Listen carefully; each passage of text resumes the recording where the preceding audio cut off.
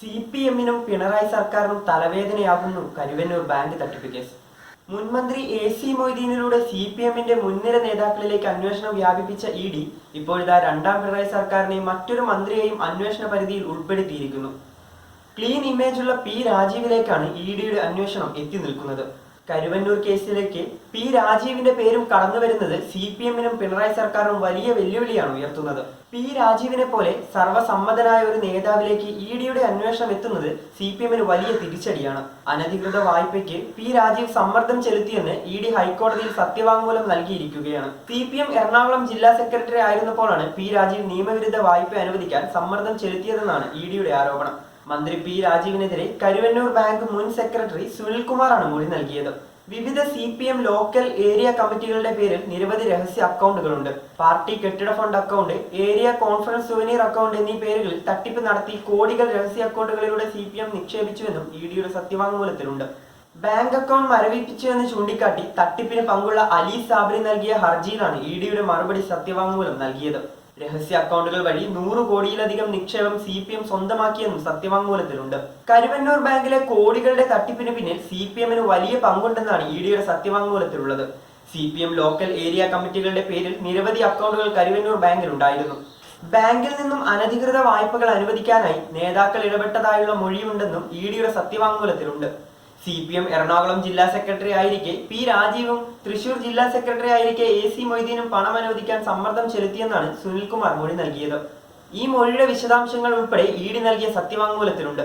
Party levy, party fund, election fund ഇനങ്ങളിൽ രഹസ്യ അക്കൗണ്ടുകളിൽ പണം നിക്ഷേപിക്കപ്പെട്ടിരുന്നുവെന്നും ED ചൂണ്ടിക്കാട്ടി.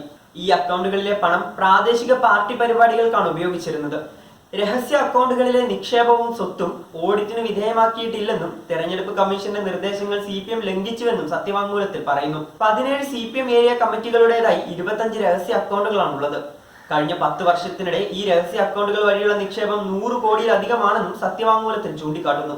കരുവന്നൂർ ബാങ്കിലെ അക്കൗണ്ട് മരവിപ്പിച്ചു എന്നാരോപിച്ച് സമർപ്പിച്ച ഹർജിയിലാണ് ED നിലപാട് അറിയിച്ചത്. പലനാൾ കള്ളൻ ഒരു നാൾ പിടിയിലെന്ന പ്രയോഗം ശരിവെക്കുന്നതാണ് ED നൽകിയ സത്യവാങ്മൂലം. സഹകരണ സ്ഥാപനങ്ങളിലെ ക്രമക്കേടുകളെക്കുറിച്ച് ഒളിഞ്ഞും തെളിഞ്ഞും ആക്ഷേപങ്ങൾ കുറച്ചുനാളായി ഉയരുന്നുണ്ട്. ഏറെ നിർണായകമായ ലോക്സഭാ തെരഞ്ഞെടുപ്പ് അടുത്തിരിക്കെ ED ഉയർത്തുന്ന ആരോപണങ്ങൾക്ക് രാഷ്ട്രീയ പ്രാധാന്യവും കൈവരുന്നുണ്ട്. ED ചോദ്യം ചെയ്യാനായി P രാജീവിന് നോട്ടീസ് നൽകും. കിഫ്ബി കേസിൽ തോമസ് ഐസക് ചെയ്യുന്നത് പോലെ ഹാജരാകുന്നത് നീട്ടിക്കൊണ്ടു പോകാനും സാധ്യതയുണ്ട്. വീണ്ടും ED നോട്ടീസ് നൽകും. കുറച്ച് നാളുകൾ കഴിയുമ്പോൾ കേസ് ലൈംലൈറ്റിൽ നിന്ന് പതിയെ അപ്രത്യക്ഷമാകും. പിന്നീട് കേസിന് എന്തു പറ്റിയെന്ന് ആരും അന്വേഷിക്കില്ല. പല കേസുകളിലും സംഭവിക്കുന്നത് പോലെ ചെറുമീനുകൾ മാത്രം കുടുങ്ങി സ്രാവുകൾ നീന്തി രക്ഷപ്പെട്ടേക്കാം. ഇതൊക്കെയാവും കരുവന്നൂർ കേസിലും സംഭവിക്കുക. തൃശൂർ ലോക്സഭാ മണ്ഡലവുമായി ബന്ധപ്പെടുത്തിയും കരുവന്നൂർ കേസിലെ ED ഇടപാടിനെ ചേർത്ത് വയ്ക്കുന്നവരുണ്ട്. തൃശൂരിന് വേണ്ടി BJP കേന്ദ്ര നേതൃത്വം നേരിട്ടാണ് ഇറങ്ങിയിരിക്കുന്നത്. സുരേഷ് ഗോപിയെ എന്ത് വില കൊടുത്തും ജയിപ്പിക്കും എന്ന് ഉറപ്പിച്ചിറങ്ങിയിരിക്കുകയാണ് BJP. അതിനായി ഏതറ്റം വരെയും BJP പോയേക്കാമെന്ന് കരുതുന്നവരുമുണ്ട്. BJPയുടെ അഭിമാന പ്രശ്നമായി തൃശൂർ മണ്ഡലത്തിലെ ജയം മാറിയിട്ടുണ്ട്. നരേന്ദ്രമോദി ഉൾപ്പെടെയുള്ള കേന്ദ്ര നേതാക്കളാണ് സുരേഷ് ഗോപിക്കായി തൃശൂരിൽ നേരിട്ടിറങ്ങിയിരിക്കുന്നത്. അതിനാൽ എങ്ങനെയും തൃശൂരിൽ BJPക്ക് ജയിച്ചേ പറ്റൂ. CPM-മായി ഒരു പൊളിറ്റിക്കൽ ബാർഗൈനിങ്ങിനുള്ള സാധ്യത രാഷ്ട്രീയ നിരീക്ഷകർ കാണുന്നുണ്ട്. BJPയെ തോൽപ്പിക്കാനായി തിരുവനന്തപുരത്ത് LDF വോട്ടുകൾ തരൂരിന് മറിച്ചു നൽകിയെന്ന ആക്ഷേപം ഉയർന്നിരുന്നു.